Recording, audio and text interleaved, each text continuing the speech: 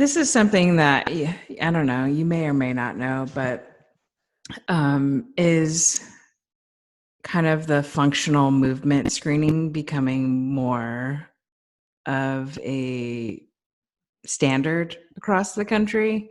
Or is that something that either it's not being fought for or they're just kind of doing what was done before? I definitely think it's standard we look at college athletics, I think it's really standard. But I think where the issue is then what do you do with that information? Yeah. That is the most eye-opening thing for myself and my business partner as we've gone around and worked with different programs.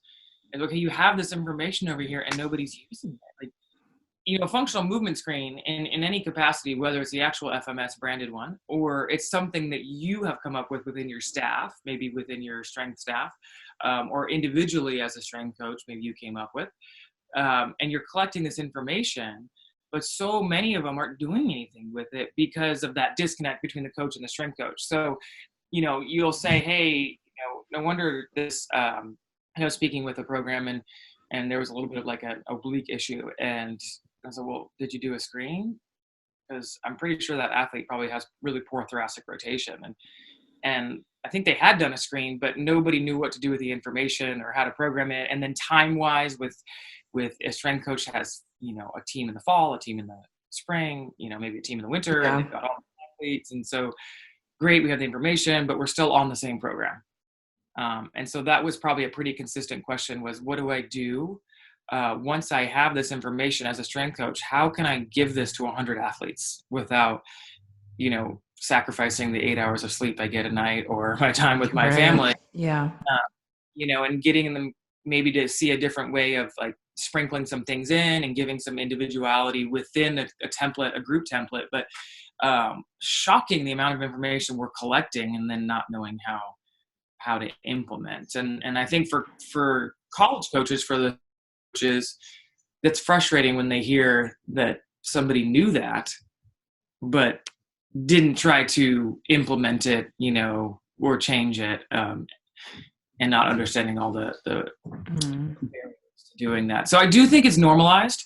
I think now what's happening, which is really cool, is you have a lot of these new systems like TPI, which is created on base U, FMS, SFMA, like you have like PRIs, a postural one. You have all these different educational organizing bodies that are all coming out with their own different types of assessments, which is giving more information for individual coaches to create their own assessment. So like assessing is only as important as what you're looking for. So like FMS, for example, is a great one to start with, but it's probably better used for just a general person going into the weight room, knowing where I should start them on certain progressions and where I shouldn't.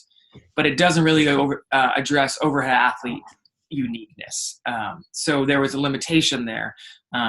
Whereas like maybe an on-base U picks up more on the specificity of a rotational sequencing athlete or an overhead athlete and incorporating those things in.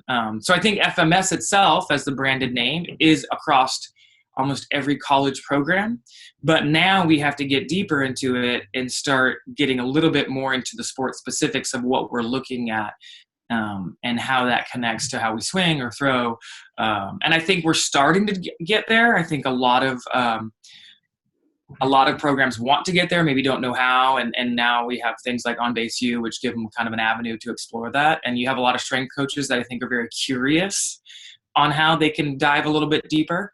And in all reality, what would be the best to doing that is softball coaches themselves supporting and sending and allowing their strength coaches maybe time in the summer and, financially supporting those research avenues. Because it benefits their sport, which kind of goes down the context of whole like college athletics and the bureaucracy of things and how, maybe a strength department operates versus how a team operates versus how the administration operates. But right. Well, even sorry to interrupt you, but there are several schools that kind of involve like the kinesiology department to come in and do research on the current athletes, which, can be so valuable. I mean, they're right there. Totally.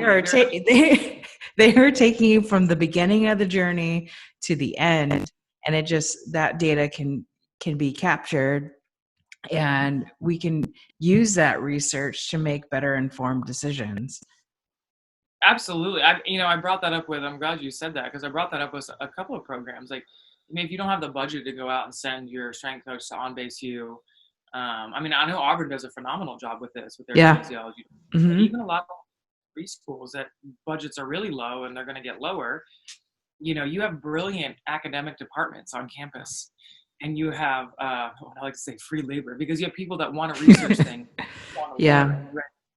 You have students, grad students, undergraduate students that might really be passionate about this, and giving them a little bit of involvement in an athletic program on campus, combining their passions with that, is super rad. Yeah.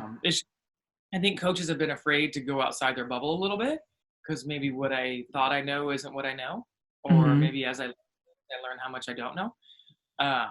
But now the whole game, softball, baseball, all sports are moving into more research, more information, more data.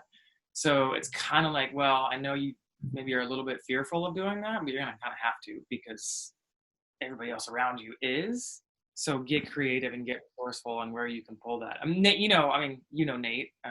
Yeah. My data analytics. We talk about that all the time on the analytics side. Is there's probably a department on campus that has some really smart graduate students that would be willing to look at, pitch analytics data sets, or look at Rapsodo information as it spews into the spreadsheets, and understanding how to clean data and standard deviations and all that stuff, that there's just no chance a softball coach has any time to get into